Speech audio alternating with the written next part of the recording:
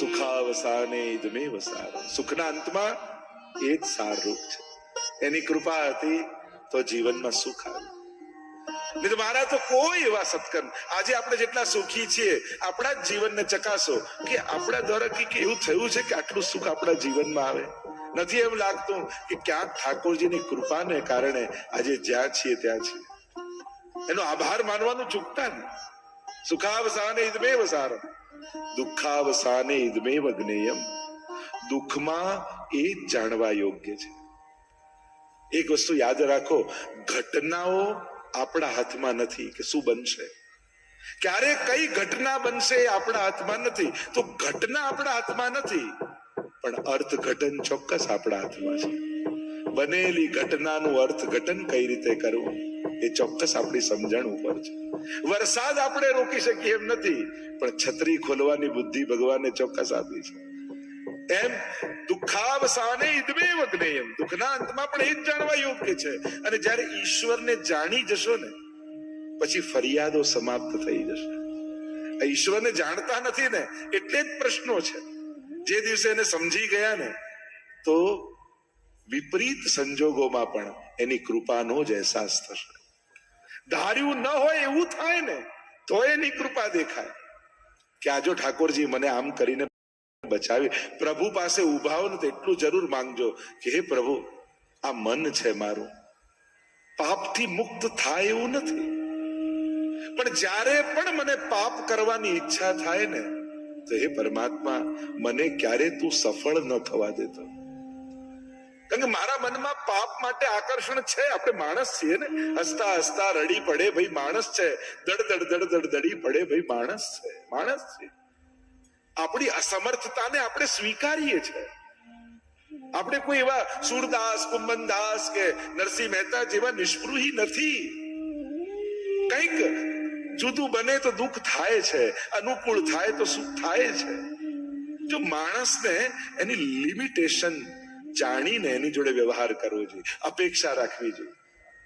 આઈડિયલતા, આદર્શતા એ તો ગ્રંથોમાં હોય, પુસ્તકોમાં હોય. માણસ તો એનો પ્રયાસ કરતો હોય, આદર્શ બનવાના પ્રયાસ હોય. એક છોકરાને નિબંધ આપ્યો પિતા વિશે અને એને ચોપડીમાં વાંચ્યો કે પિતાનો નિબંધ, અચ્છા પિતા આવા હોય, આ ઘરે રહે છે કોણ છે? કારણ કે પિતાના નિબંધો તો આવા જ હોય ને. સાધારણ પિતા તો માણસ છે, આવું જ હોય. આદર્શ સંબંધોની પણ અપેક્ષા રાખશો ને તો સંબંધોમાં ક્લેશ જ રહેશે. અરે પતિ તો આવો હોવો જોઈએ, પત્ની તો આવી હોવી જોઈએ, પિતા તો આવા હોવા જોઈએ, માતા તો આવી હોવી જોઈએ.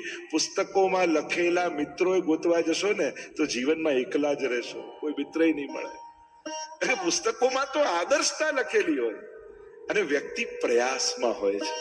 આદર્શ કોઈ એવું બિંદુ નથી કે જ્યાં બેસી જવાથી કાયમી આદર્શ થઈ જવાય છે. માણસે સતત જીવવું પડે છે, એના માટેના પ્રયાસોમાં રહેવું પડે છે. એટલે સંબંધો, સાંસારિક સંબંધોમાં પણ આદર્શતાની કલ્પનામાં રહેશો ને તો એ કલ્પના જગત છે. તમે હકીકતમાં ક્યારે આનંદમાં નહીં રહી શકો. એટલે વ્યક્તિના લિમિટેશનો સાથે એને સ્વીકારો. આધ્યાત્મિક ક્ષેત્રે પણ ભક્ત આવો હોવો જોઈએ, ગુરુ આવા હોવો જોઈએ, આવા હોવો જોઈએ. આદર્શતાના તો બધા પ્રયાસમાં છે. વ્યક્તિ તો આવા જ હોય, ભક્ત તો આવા જ હોય. અનેક દોષોથી છીએ આપણે ભરેલા, પણ મનમાં ઉત્તમ થવાની મનોકામના છે. નહીં તો આપણે કોઈ આદર્શ પરિવાર એટલે એવું થોડી માનીએ કે પેલી મહાભારત સિરિયલની લેંગ્વેજ જેવું બોલે, આવો નાથ પધારો, આપ આવી ગયા, આપના માટે ભોજન તૈયાર છે. જો આવું બોલે ને તો વધારે ડરી જાય પતિ, આજે કંઈક મોટું થવાનું છે. જો આટલું બધું માન આપીને કોઈ બોલાવે તો કે આદર્શ પરિવાર એને થોડી કહેવાય. આદર્શ તો એમ જ કહેવાય, જમી લો નહીં તો પાછું ગરમ નહીં કરું. ઘરે તો આવું જ હોય. ક્લેશ, પ્રેમ, સૌહાર્દ, મનદુખ, આત્મીયતા, આ બધાનું ભેગું કરીને એક જીવન બને છે. પણ તમે કોઈ કાલ્પનિક જગતમાં જીવવા જશો ને તો આ મળેલા સંસારનો આનંદ નહીં માણી શકે.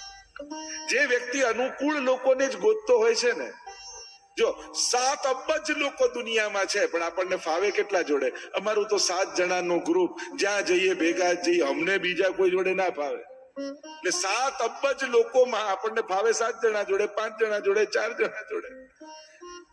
અને ગમતા લોકો જોડે જો તમે ખુશ રહી શકશો ને તો તમારા જીવનનો બહુ ઓછો ભાગ ખુશીમાં જશે. ગમતા લોકો જોડે ઘરે કેટલી વાર હોઈએ? દિવસમાં 2-4 કલાક. 10 કલાક તો ન ગમતા લોકો જોડે ધંધામાં બેસવું પડતું હોય છે. એટલે કે જીવનનો સરવાળો કરો તો મોટા ભાગનો સમય ન ગમતા લોકોની વચ્ચે જ માણસ કાઢતો હોય છે. અને ત્યાં જો આનંદમાં રહેતા નહીં શીખો તો જીવનનો મોટો હિસ્સો ક્લેશમાં જશે, દુઃખમાં જશે. એટલે વિપરીત લોકોની વચ્ચે પણ પ્રસન્ન કેમ રહી શકાય એ કળા માણસે શીખવી છે. તો જે ચર્ચા આપણે કરી રહ્યા છીએ અહીંયા, ઇન્દ્રએ પરીક્ષા કરી પણ પ્રભુએ ક્ષમા આપી, કારણ કે તે ભક્તોને ભગવાનની સન્મુખ કર્યા. બધા બ્રજવાસીઓ પ્રશંસા કરવા લાગ્યા, અરે કનૈયા તારામાં તો ખૂબ બળ છે. પણ આ તો યશોદાના પુત્ર છે ને. ઠાકોરજી પુત્ર કોના છે? નંદ અને યશોદાના. નંદ કોણ? જે બધાને આનંદ વાંટે એ નંદ. અને યશોદા કોણ? કર્યું બધું જ પોતે હોય પણ યશ બીજાને વાંટી દે એ જ યશોદા છે.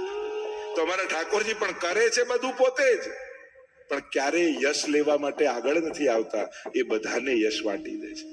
ઘણી વાર લોકો કહે નહીં એમ ભગવાન હોય તો દેખાય નહીં. અરે થોડું કરીને જે આગળ આગળ દેખાય માણસ, અને બધું જ કરી જે ક્યાંય ન દેખાય એ જ તો ભગવાન છે. એ જ તો એનો ભગવત્તાનો સ્વભાવ છે. એને દેખાવાની આદત જ નથી. કરે છે બધું જ પણ એને ક્યારે દેખાવાની આદત નથી. કોઈ કાર્યનું યશ ભગવાન ક્યારે લેતા નથી. અને ભગવાનનો ભક્ત પણ એવો જ હોય, કરે બધું જ પોતે, યશ લેવાનો વારો આવે ત્યારે બધાને વાંટે. આ તો બધાનો સાથ હતો એટલે, આ તો બધા જોડે હતા એટલે, આ તો પરિવારનો સાથ હતો એટલે જે કાંઈ પણ યશ મળ્યો હોય પ્રસાદ માનીને બધાને વાંટી દે. વૈષ્ણવ માટે જે પણ એને જીવનમાં મળે છે ને એ એના કર્મોનું સફળતાનું ફળ નથી, ઠાકોરજીની પ્રસન્નતાનો પ્રસાદ માને છે. અને પ્રસાદને ખવાય નહીં, પ્રસાદને વંટાય. આપણે ત્યાં તો મહાપ્રસાદની મહત્તા છે ને. ઠાકોરજીને ધરીને લઈએ એ પ્રસાદ, અને વૈષ્ણવને વાટી જે બચે એને ગ્રહણ કરો એ મહાપ્રસાદ છે. એટલે જીવનમાં પણ જે મળ્યું છે એને મહાપ્રસાદ માનીને સ્વીકારજો. જે મળ્યું એને વાંટો અને બચે પછી ગ્રહણ કરો તો એ ઠાકોરજીનો મહાપ્રસાદ બની જશે. એ બંધન, જો જમવાનું બંધન હોય, પ્રસાદ લેવાનું કોઈ બંધન ન હોય. તમે જમવા જાઓ તો એ કર્મ છે, પણ પ્રસાદ લેવા બેઠા હોય એને શેનું બંધન? પોતાના કામ માટે દોડે તો બંધન છે, સેવા માટે દોડે એ તો બંધનોમાંથી મુક્તિ છે. એટલે જ્યારે આપણા કર્મોના કેન્દ્રમાં કૃષ્ણ બિરાજી જાય છે ત્યારે ભરેલું પ્રત્યેક ડગલું ગાંઠોને ખોલનારું થઈ જાય છે. જ્યારે તમારા લક્ષ્યો ઉત્તમ હોય છે, અલૌકિક હોય છે, ત્યારે એના માટેના કરેલા લૌકિક પ્રયાસો પણ તમારી લૌકિક ગાંઠોને ખોલનારા હોય છે. કારણ કે તમારું લક્ષ્ય ભગવાન છે, સેવા છે, ઉત્તમતા છે, અલૌકિકતા છે. અને અલૌકિકતા તરફની ગતિ એ આપણા લૌકિક બંધનોને ખોલનારી હોય છે. અહીંયા પ્રભુ બોલ્યા, જ્યારે બધા યશ આપવા લાગ્યા ત્યારે ઠાકોરજી બોલ્યા છે, કछु માખન કો બલ બઢ્યો, કछु ગોપન કી સહાય, अरे राधे जो की कृपा ते मैंने गोवर्धन लियो, कछु माखन को बल बढ़्यो. આ તો વ્રજવાસીઓ તમે માખણ ખવડાવો છો ને એનાથી મને તાકાત આવી, તમે ઉચકી લીધો. યશ આપ્યો વ્રજવાસીઓ. કछु ગોપન કીની સહાય, આ ગોપોએ લાકડી લગાડી એટલે ઉચકાયો, હું એકલો થોડી ઉચકી શકું. અરે રાધે જો કી કૃપા તે, આ રાધાજી સામે ઉભા રહ્યા ને અને એમને જોઈને મને એવું બળ આવી ગયું કે ક્યારે ગિરિરાજજીને ઉચકાઈ ગયા મને ખબર ન પડી. મેને ગોવર્ધન લિયો. આમ ઠાકોરજીએ યશ બધાને વાટી દીધો. ગોવર્ધન યાગની કથા આવી, ઠાકોરજીએ ગોવર્ધન પૂજાનો ક્રમ બતાવ્યો અને એ ક્રમ આજ સુધી વ્રજમાં ચાલી રહ્યો છે, કૃષ્ણ ભક્તિમાં ચાલી રહ્યો છે. કારણ કે પ્રભુએ કોઈનું પૂજન કરવાનું કહ્યું હોય તો એકમાત્ર ગિરિરાજજી છે, ગોવર્ધન ગિરિરાજ બાવા છે. અને વૈષ્ણવમાં તો વિશેષ મહત્તા કૃષ્ણ ભક્તોમાં તો વિશેષ મહત્તા ગિરિરાજજીની માનવામાં આવે છે.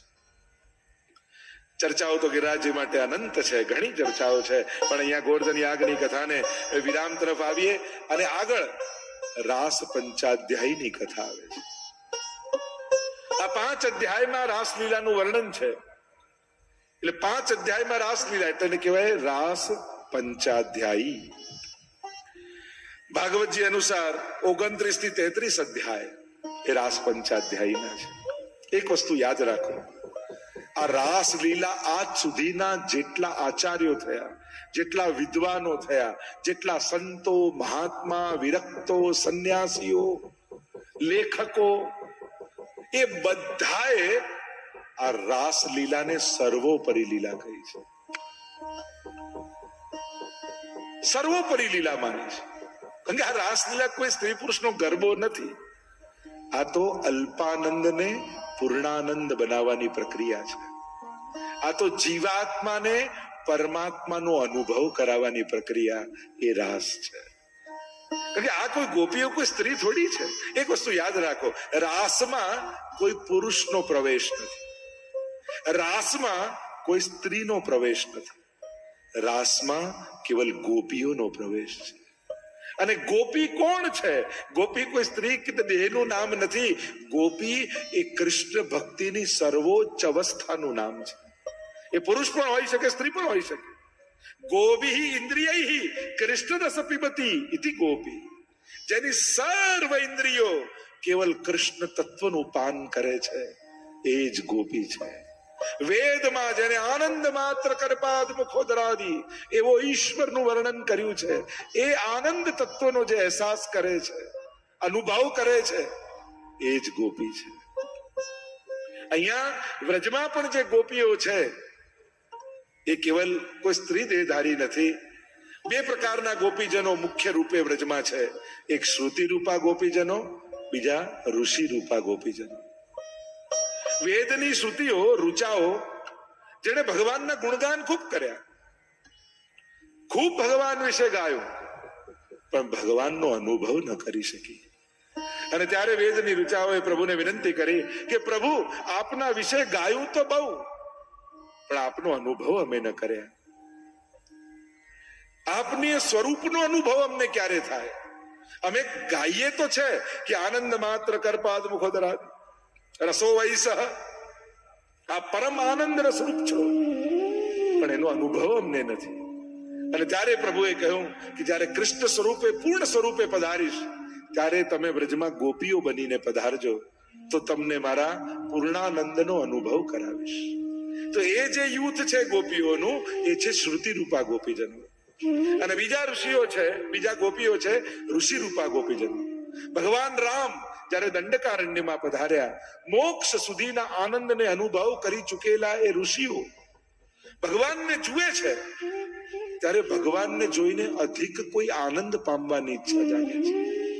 અને ત્યારે ઋષિઓ પ્રશ્ન કરે છે કે પ્રભુ, અમે તો એમ જાણ્યું હતું કે બ્રહ્માનંદ, મોક્ષાનંદ એ અંતિમ આનંદ છે, તો એ આનંદ પામ્યા પછી પણ આપને જોઈને બીજો કયો આનંદ પામવાની ઈચ્છા થાય છે? ત્યારે પ્રભુએ કહ્યું, એ છે મારું સ્વરૂપાનંદ, મારું ભજનાનંદ. 3 પ્રકારના આનંદ શાસ્ત્રોએ કયા? વિષયાનંદ, બ્રહ્માનંદ અને ભજનાનંદ. તો પ્રભુ, આપના સ્વરૂપાનંદનો અનુભવ અમને કઈ રીતે થાય? કહ્યું કે હમણાં તો મર્યાદા પુરુષોત્તમ રૂપે છો, જ્યારે પુષ્ટિ પુરુષોત્તમ કૃષ્ણ બનીને આવું ત્યારે તમે ગોપીઓ બનીને આવજો. અને એ દંડકારણ્યના ઋષિઓ ગોપીઓ બનીને આવ્યા. એ યુથ છે ગોપીઓનું, ઋષિ રૂપા ગોપીજનો. તો આમ શ્રુતિઓ અને ઋષિઓ આ બંને ગોપીઓ બનીને આવી એ વ્રજની આ ગોપીજનો છે. તો 3 આનંદ, વિષયાનંદ, બ્રહ્માનંદ, સ્વરૂપાનંદ. તો મુક્તિનો આનંદ કયો છે? જો 2 વસ્તુ છે, એક પેંડો થઈ જવો અને એક પેંડો ખાવો. પેંડા બની જવું એ મોક્ષ, અને પેંડો ખાવો એ સ્વરૂપાનંદ, ભજનાનંદ, प्रभुना स्वरूपનો आनंद. आइए पंचाध्यायी में प्रवेश करते हैं. जो अधिकारीઓની કથા છે, બધી વાત બધા માટે નથી હોતી, યા બધી વાત બધાને બધી જ રીતે ન કહેવાય. દરેકનો એક અધિકાર હોય. જેમ કોઈ નાનકડું બાળક એમ પૂછે કે પપ્પા ગાડી કેમ ચાલે, તો આપણે સ્ટેરિંગ બતાવીએ કે આ સ્ટેરિંગ થી ચાલે. એનાથી મોટો થોડો સમજદાર વ્યક્તિ હોય એને પૂછે કે કાર કેમ ચાલે, તો એને કહી કે પેટ્રોલ થી. અને ઓટોમોબાઈલ એન્જિનિયરિંગ ભણતો હોય તો પછી આખું એન્જિન કઈ રીતે વર્ક કરે એ શીખવાડવામાં. એમ જ જિજ્ઞાસુ શ્રોતા કેવા અધિકારનો છે એ પ્રકારે એને સમજ અપાય. અહીંયા રાસલીલા સાંભળતા પરીક્ષિત મહારાજને પોતાને પ્રશ્ન થઈ ગયો કે આ રીતે ગોપીજનો દોડ્યા અને પ્રભુ એમનો ઉદ્ધાર, એમના પર કૃપા કરી, આવું કેમ? ત્યારે સુખદેવજીએ ખુલાસો કરતા કહ્યું, રે મે રમેશો વ્રજ સુંદરી ભી અતાર બકા સ્વ પ્રતિબિંબ વિભ્રમ. આ તો એવી નિર્દોષ લીલા છે જેમ એક નાનકડું બાળક અરીસામાં પોતાના પ્રતિબિંબની સાથે રમે, એવી નિર્દોષ લીલા છે. બોલો વલ્લભાધીશ કી જય, ગોવર્ધન નાથ કી જય, કૃષ્ણ કનૈયા લાલ કી જય.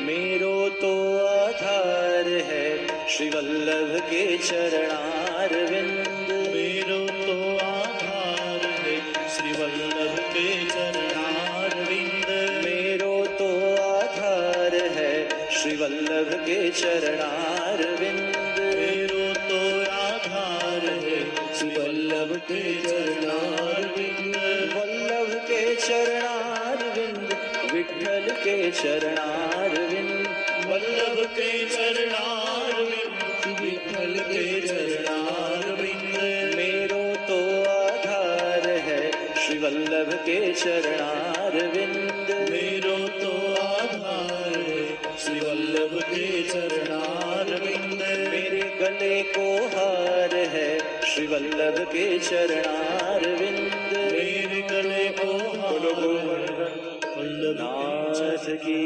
जय.